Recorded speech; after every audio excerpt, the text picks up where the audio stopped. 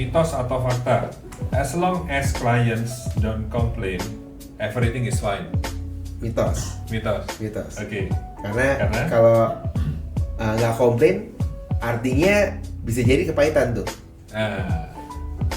Bisa jadi mereka nggak tahu juga. Ini bisa jadi apa mereka nggak sih? tahu. Ya, bisa jadi mereka lagi nunggu. Nah ini ada banyak yang ke kita tuh mereka nunggu. Oke. Katanya Tofidev expert ya. Iya. Oke. Jadi saya mau nunggu aja nih. Iya. Dan yang paling parahnya adalah mereka udah tahu bahwa itu salah. Jadi mereka cuma nggak komplain, dia cuma nunggu aja, waiting, tunggu sampai akhir, boom. Tim hanya bisa mengandalkan experience dan feeling saja untuk mendeteksi risiko yang muncul dari sisi klien sejak awal. Experience penting, Benar. feeling penting. Iya. Tapi apakah hanya dari experience dan feeling?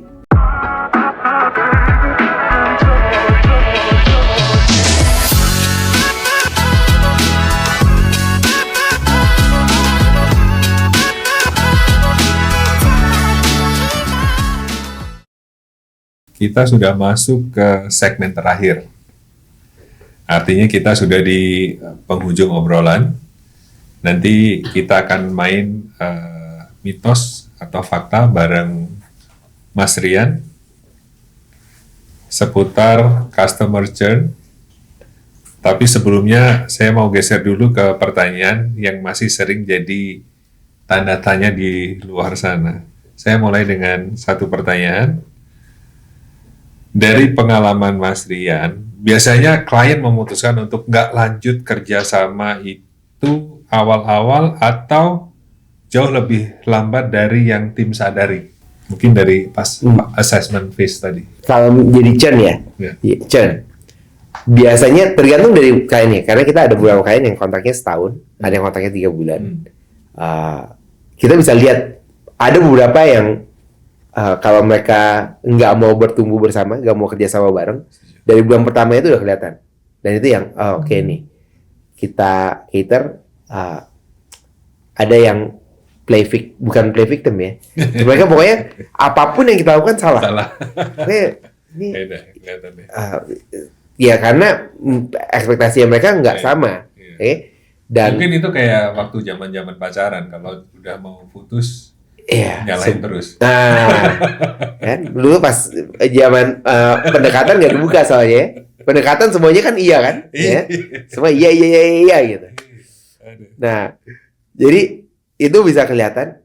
Ada beberapa yang kelihatannya di akhir, oke? Jadi sekarang kita punya sistem di mana kita memang tanya sama mereka setidaknya 2-3 bulan sebelum kontraknya berakhir, supaya kita tahu nih ekspektasinya mereka, apa yang jadi ekspektasinya mereka. Satu yang kita temukan juga bahwa karena kita kebanyakan berhubungan sama korporasi juga.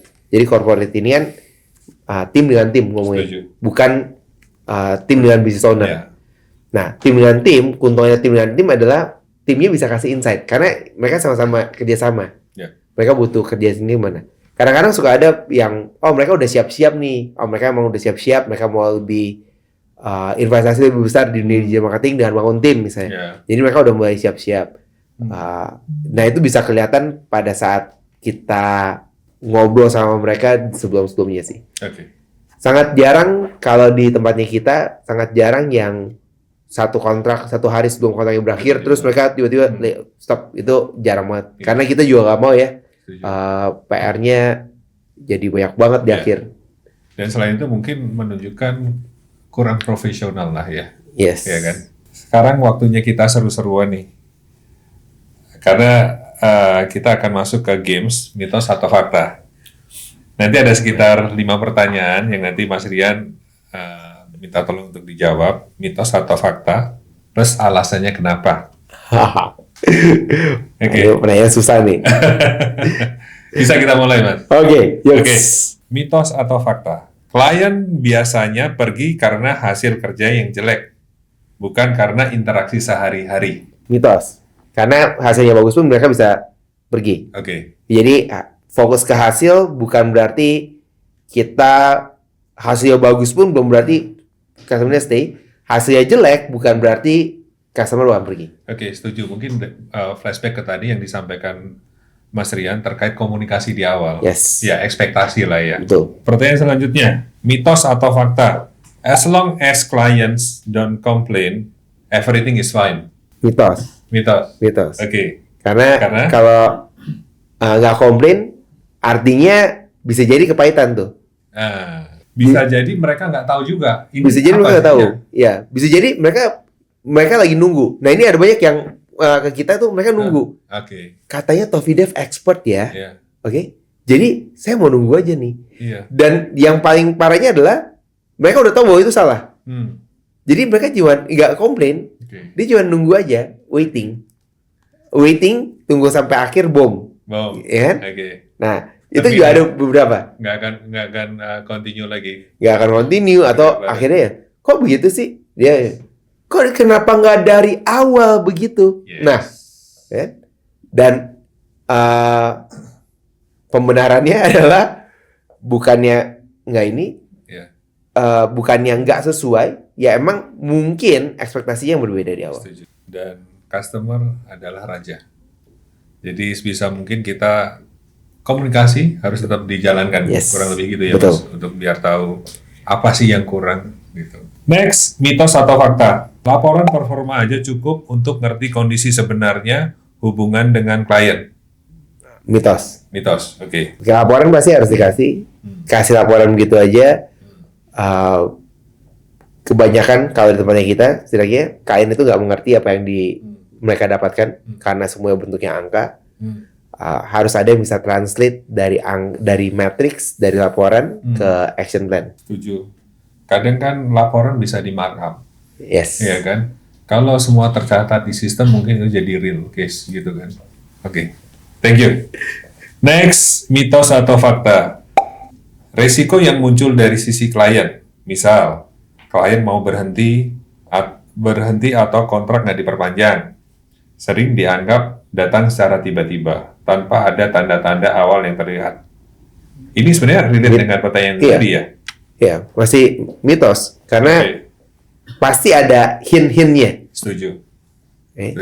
Kalaupun misalnya kita ngelihat dari klien, mereka udah mulai gelisah, itu pasti udah hint. Susah diajak ketemuan. Tim procurement-nya juga udah dapat info mulai cari-cari vendor lain gitu kan ya. Oke, next. Yang terakhir ini. Mitos atau fakta? Tim hanya bisa mengandalkan experience dan feeling saja untuk mendeteksi risiko yang muncul dari sisi klien sejak awal. Tim hanya bisa mengandalkan experience dan feeling. Susah nih ya. Experience penting. Benar. Feeling penting. Iya. Tapi apakah hanya dari experience dan feeling? Enggak. Nggak bisa. Ya. Jadi mitos ya. Saya rasa mitos ya. Mitos. Karena tetap dibutuhkan result on paper gitu, let's say. Dari hasil assessment bahwa kita mengerti apa yang customer butuhkan dan kita tuangkan di presentasi yang akan kita presentkan ke customer bahwa oke, ini yang kita butuhkan dan ini goalnya. Yes. Itu mungkin kurang lebih seperti itu ya. Betul. Jadi jangan anggap orang yang udah tua, kita masih muda, yang mature gitu kan, dengan banyak experience, cuman cara menyampaikan result ke customer itu kurang bagus, customer juga saya rasa kurang happy juga. Iya kan? Komunikasi penting. Dengan adanya tools sekarang yang tadi Mas Rian sampaikan, semuanya akan tersimpan rapi, terdokumentasi dengan rapi, tinggal kita akan mudah memanggilnya dari hasil meeting, dari hasil apa, ini hasilnya seperti ini yang diinginkan sama customer, dan ini planning kita yang akan kita lakukan, dan customer akan sign. Setuju. Dari obrolan tadi, kita sudah dapetin banyak perspektif yang relevan dan praktikal buat teman-teman agensi dan business owners. Sebagai penutup, saya punya satu pertanyaan nih buat Mas Rian. Izin Mas.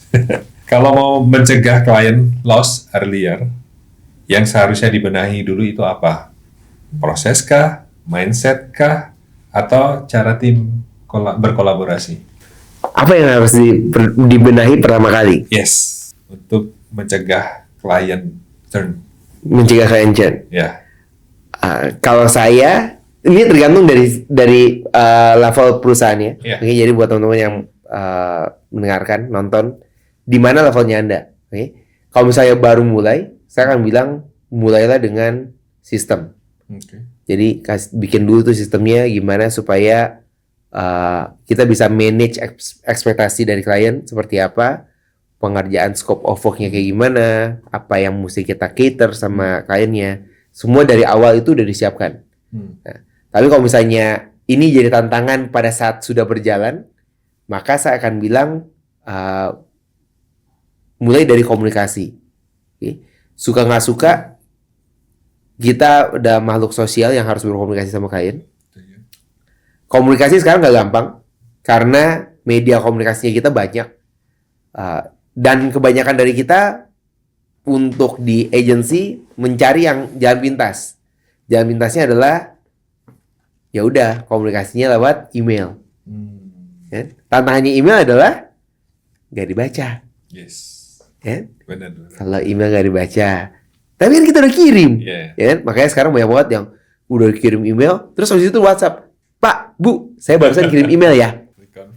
Reconfirm. Ya. Itu pun kalau WhatsApp, kalau messagingnya dibaca, ya. Kalau nggak ditelepon, ya. Tapi semua metode ini harus kita ikutin. Jadi itu adalah part dari gimana cara kita berkomunikasi. Yes, setuju.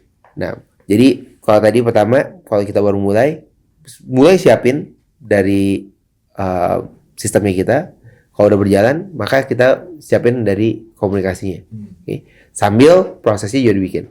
Pada akhirnya, menurut saya untuk kita bisa mencegah customer churn, tantangan challenge yang bisa kita coba pecahkan adalah gimana prosesnya untuk bisa membuat mereka stay. Setuju. Karena pasti ada prosesnya. Oke, misalnya, dan kalau bisa dibakukan akan lebih bagus. Saya nggak suka dibakukan, tapi sepanjang perjalanan saya menemukan bahwa semuanya harus dibakukan. Sama kayak kalau kita ngomongin dari sales calling gitu ya, inbound dan segala macam, nggak ada yang suka script, tapi pada akhirnya kita harus pakai script. Yeah. Oke, Yeah. setelah scriptnya udah jadi, baru mereka bisa keluar dari script sedikit. Yes. Oke, sama dengan sistem. Pada saat awal kita nggak tahu ada sistemnya, kita bakukan sistemnya supaya kita tahu nih titiknya di mana. Punya sistem belum tentu berhasil. Tapi kalau nggak punya sistem pasti nggak berhasil. Setuju. Oke, saya rasa cukup menarik sesi hari ini. Diskusi dengan Mas CEO kita. Mas Rian, thank you banget Mas Rian atas insight dan ceritanya. Sama-sama, Mas Igun. Obrolannya benar-benar buka perspektif kita, terutama soal bagaimana client loss seringkali terjadi sebelum kita sadar. Semoga diskusi hari ini bisa jadi reminder buat teman-teman bahwa menjaga klien bukan cuma soal hasil, tapi juga soal alignment, komunikasi, dan bagaimana tim bekerja bareng tiap hari. Sukses selalu untuk Tofi Dev dan Mas Rian. Terima kasih waktunya. Terima kasih juga buat teman-teman yang sudah menyimak sampai akhir. Sampai ketemu di obrolan seru berikutnya. Terima kasih.